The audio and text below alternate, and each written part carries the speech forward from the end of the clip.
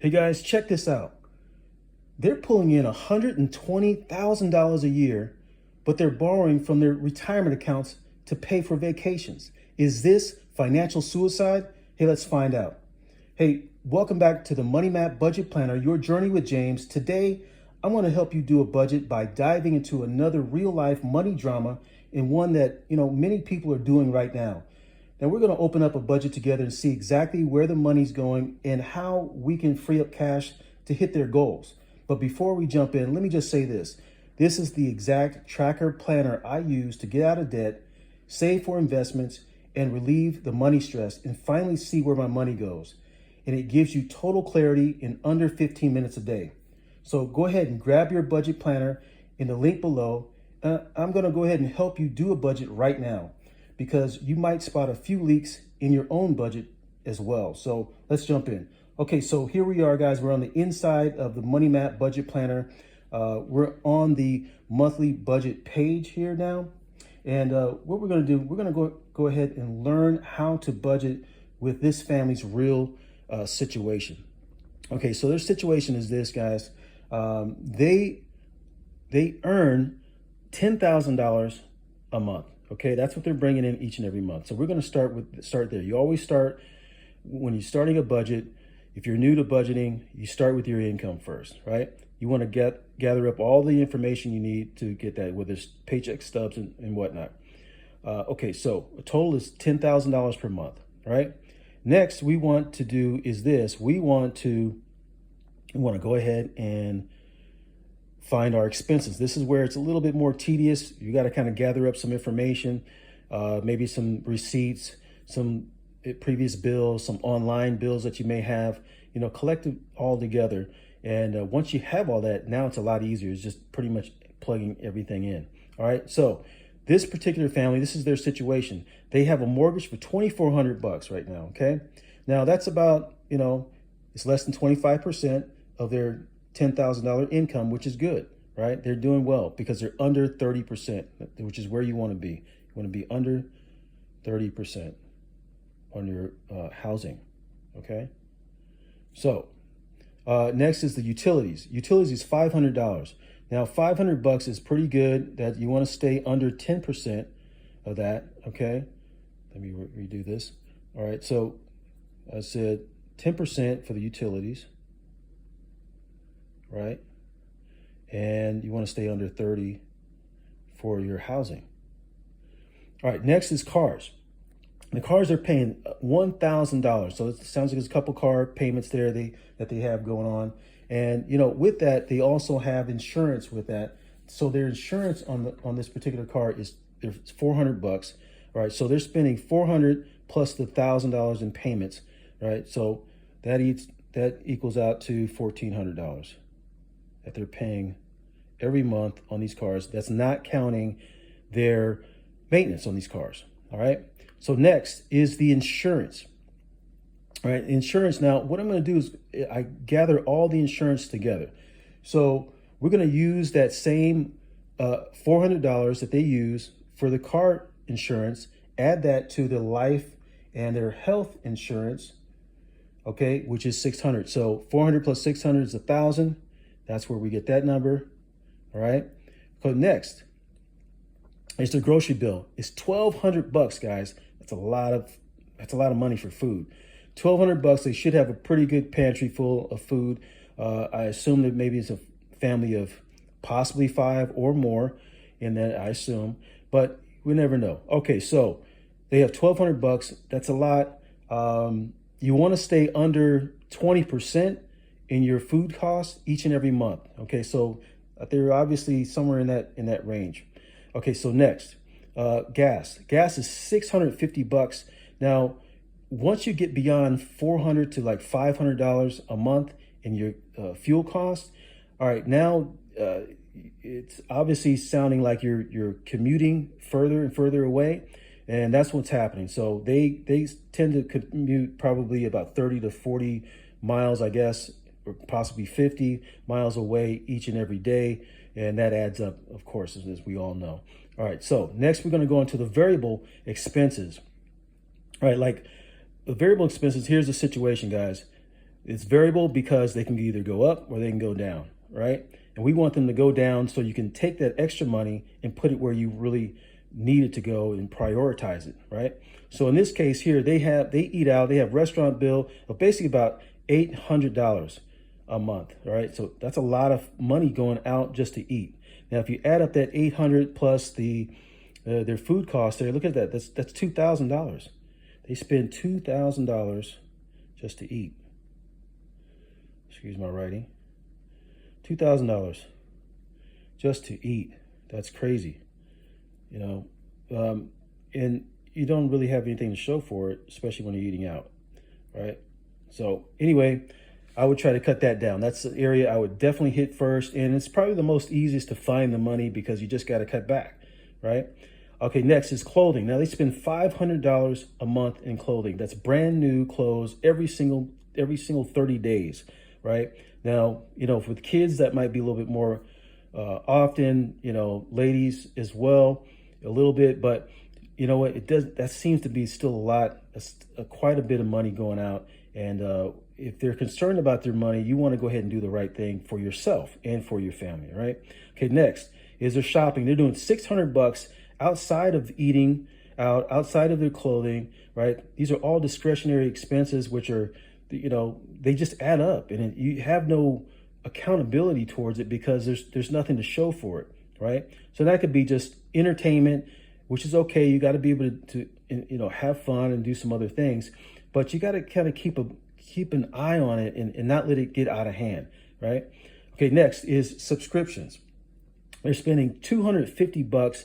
That's out of control to me, guys. You know what? There's apps that are what, 10, 15, 20 bucks in that range. Most of them are under that, right? So why do you need, like, you know, I don't know, 20 apps? It doesn't make sense to have 20 apps that you're paying for, right? You can only watch one channel at a time. You can only watch, you know, use one software at a time or whatever. And there's things that we all pay for that we might have used once or twice, and then, you know, months go on and we're still paying for it, and because it's automatically taken out of our accounts, right? And we're not paying attention to it. And I'm guilty of that as well. So we always have to, you know, check back and make sure we're using what we're paying for, and if we're not, we get rid of it, right?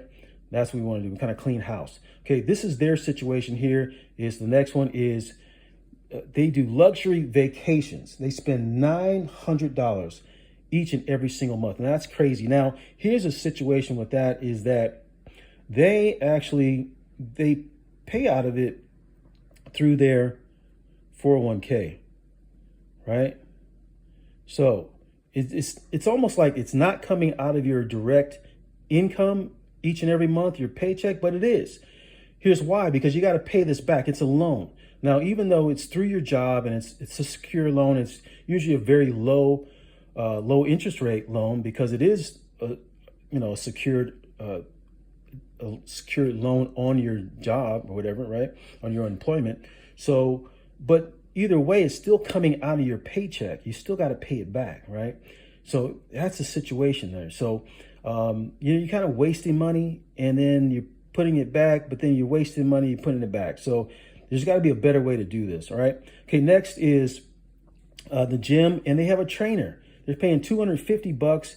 To me, that's crazy. You know what? Depends on how long you've had the trainer. It depends on a few things. Like, for instance, if your health is really bad, and let's say you're maybe obese or something, you might need a trainer for a length of time, over 6 months to a year, possibly. But, you know, if you're not in that bad of shape, or for instance, you've had a trainer for maybe 3 months or so, maybe up to 6 months, you really don't need the trainer anymore from that point on, right? Because they'll give you a routine. They'll give you some type of a meal plan to work off of. And so all you really need is discipline, just like you need here to do this, right? To correct your finances, you need discipline, but you only need 15 minutes a day, right? You don't need hours and hours in the gym like you do in the gym, which I don't have no problem with because I like working out myself.